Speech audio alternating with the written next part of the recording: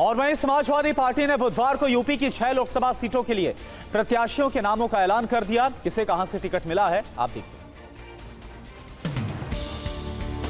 Samajwadi party ने बुधवार को जारी 6 उम्मीदवारों की लिस्ट में संबल सीट से पार्टी के सांसद रहे शफीकुर रहमान बर्क के पौत्र और विधायक जिया उर रहमान को टिकट दिया गया है। बागपत से मनोज चौधरी एसपी के टिकट पर चुनाव लड़ेंगे। वहीं गौतम बुद्ध नगर सीट में उम्मीदवार को बदलते हुए राहुल आवाना को टिकट मिला है।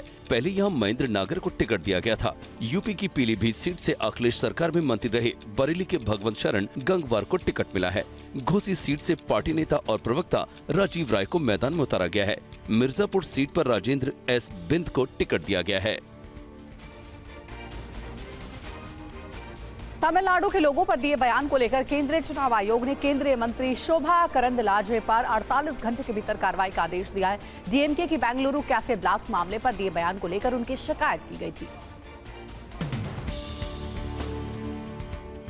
चुनाव आयोग ने आदर्श आचार संहिता के कथित उल्लंघन मामले में केंद्रीय मंत्री और बीजेपी नेता शोभा करंदलाजे के खिलाफ तत्काल एक्शन का निर्देश दिया है, जिसकी डीएमके ने मामले के इलेक्शन कमीशन से शिकायत की थी। डीएमके ने अपनी शिकायत में शोभा करंदलाजे के बयान कर्नाटक और तमिलनाडु के लोगों के बीच नफरत की भावना को बढ़ाने की कोशिश करार दिया, जिसके बाद चुनाव आयोग ने राज्य चुनाव आयुक्त से मामले में नियमों के हिसाब से उचित कार्रवाई कर 48 घंटे के भीतर केंद्रीय चुनाव आयोग को जानकारी देने के निर्देश दिए हैं।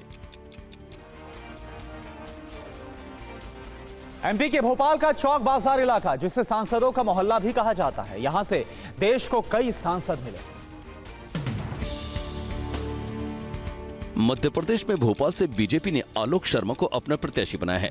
आलोक शर्मा जिस इलाके से आते हैं उसे चौक बाजार कहा जाता है। भोपाल में इस इलाके को सांसदों का मोहल्ला भी कहा जाता है। इस मोहल्ले से देश को अब तक कई सांसद मिले हैं।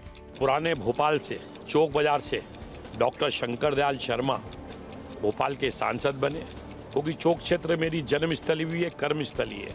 मुझे उम्मीद है कि भोपाल की जनता जनार्दन का भारतीय जनता पार्टी को आशीर्वाद मिलेगा।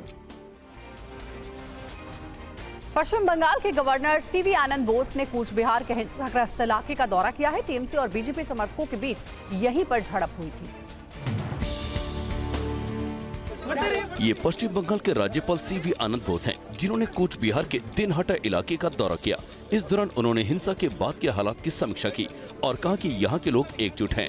I see people are united. People are united against violence. That's a great lesson. That's an inspiring lesson, encouraging lesson. इससे पहले कूच बिहार में केंद्रीय मंत्री निशित प्रामाणिक के काफिले पर कथित हमले को लेकर बीजेपी कार्यकर्ताओं ने राज्य सरकार के खिलाफ विरोध प्रदर्शन किया और नारेबाजी की।